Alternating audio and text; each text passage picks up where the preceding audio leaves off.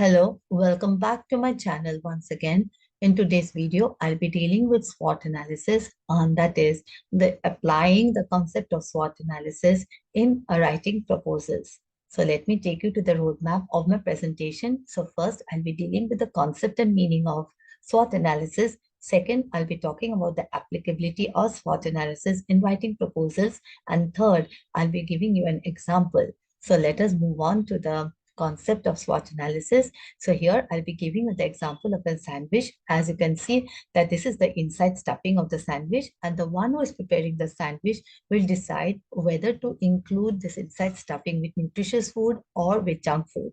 So this inside stuffing is considered to be the internal factors of an organization, that is in the form of strengths and weaknesses of the organization. So if it is a strength of the organization, it refers to the nutritious food. If it is a weakness, it refers to the junk food. So having understood this, let us now understand the concept of outer covering. The outer covering depends upon the availability of the white bread or the brown bread that is used in sandwich. Now, the brown bread would refer to the healthy food, and of course, it is good for the person who is eating the sandwich, and so therefore it can be considered to be a favorable factor.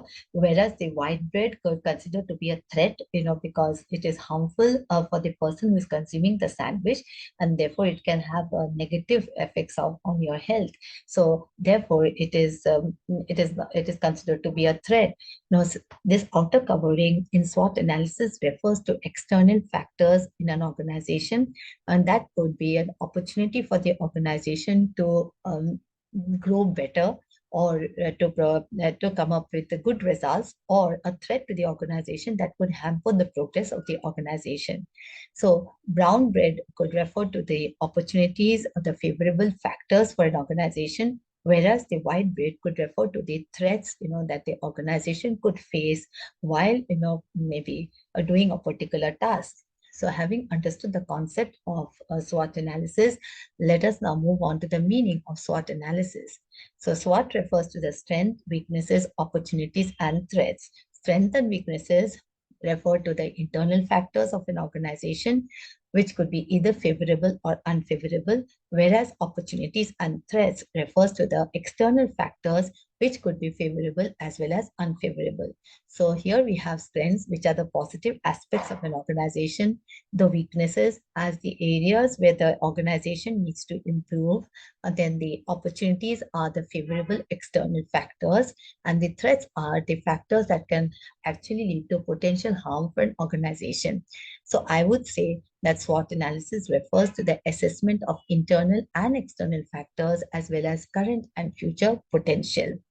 So having understood the meaning of SWOT analysis, let us talk about the applicability of SWOT analysis in writing proposals. So when we are writing proposals, the first question that comes to our mind is the selection of the topic. So the topic is selected on the basis of identifying a problem in a particular area or what we have observed around us. And once you identify the problem, we need to find a solution to the problem. There could be various solutions, but we have to select only one particular solution when we are writing a proposal.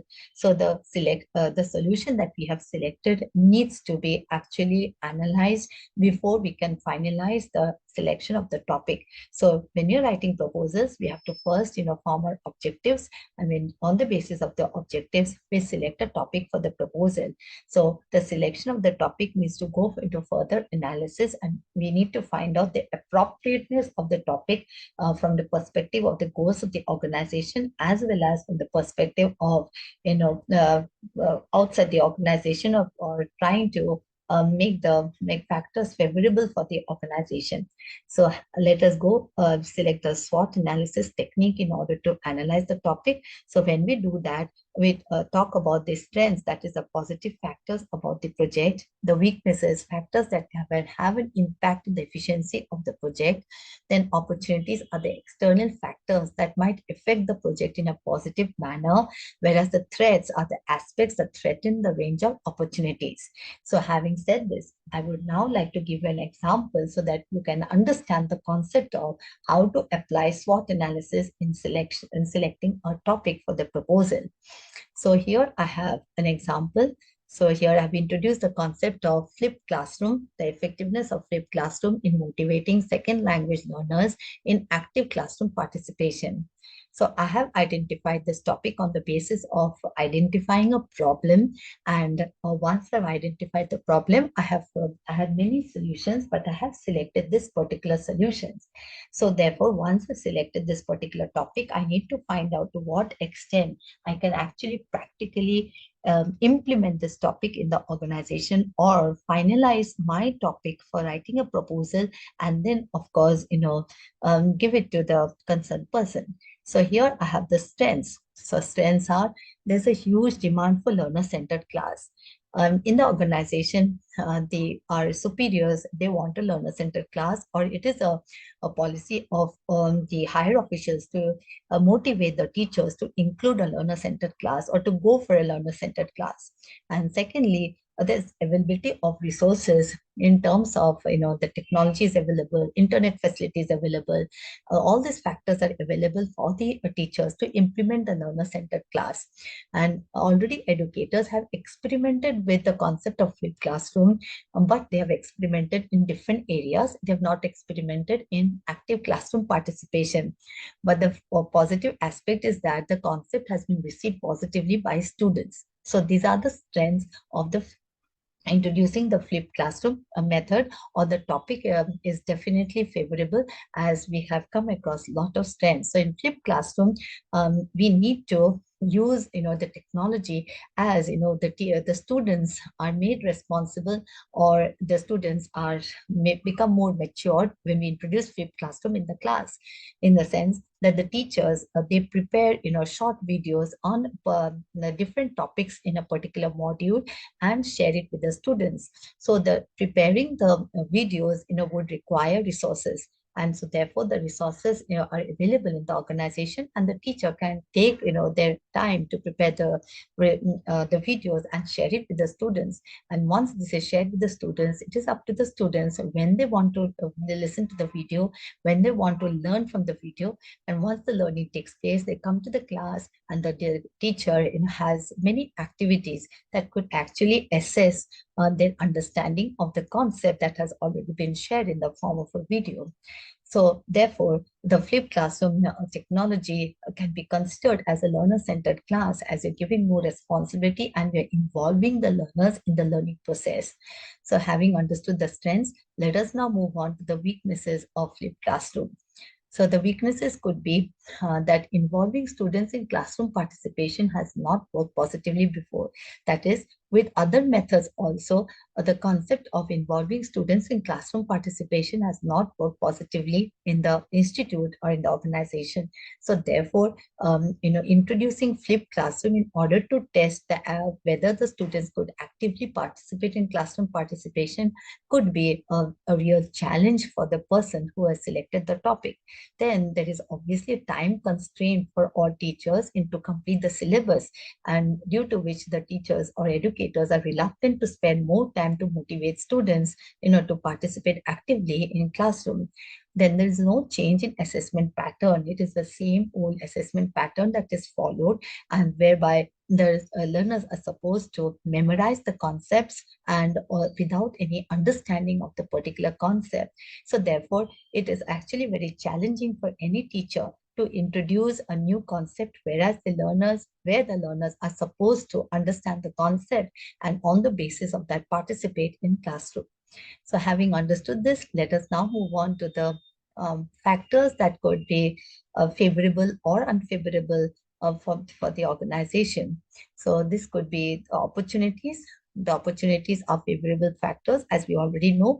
So what are the favorable factors which is available in terms of external factors? So there's a lot of availability of grants. There are various agencies that give grants, for to the people who write proposals on topics, which can be actually implemented in the classroom. So therefore, that becomes a motivating factor for people to write proposals. Second, And there is a popularity of flipped classroom method in the outside the organization. Most of the people are using flipped classroom all over the world. And of course, there's a better option for introducing learner-centered curriculum with flipped classroom. It is definitely a better option, as we are all giving the liberty to the learners to select their time of learning, and we are also enabling the learners to use technology the way they want to use it for the learning purpose. Having understood the opportunities, let us now move on to the threats that the organization or the institution could face while writing a proposal. In this particular case, few educators outside the organization are keen to implement flipped classroom in an Indian situation, and lack of collaboration and motivation among staff. And there's, of course, limited resources for content creation in most of the institutes outside the organization. So this limited resources could actually pose a threat, to the educators who want to implement flipped classroom in the class. But this limited resources it could definitely pose a threat, for the person who has decided to write a proposal on the flipped classroom, because people may not encourage it, or people may not look at it from a learning perspective, or people may not appreciate the proposal, or the agency, they might decide not to give the grant, as the agency may not consider it to be a proper technique to use in a country, like in some of the countries. So therefore, this could definitely become a threat, for the person who is writing the proposal. So having understood all the internal as well as external factors, and having analyzed, I would state that the positive factors outweigh the negative factors. So therefore, I would consider this topic to be an appropriate topic, from that particular perspective. And having understood this, I would say that this topic is definitely very good for writing a proposal. So having said this, I would like to thank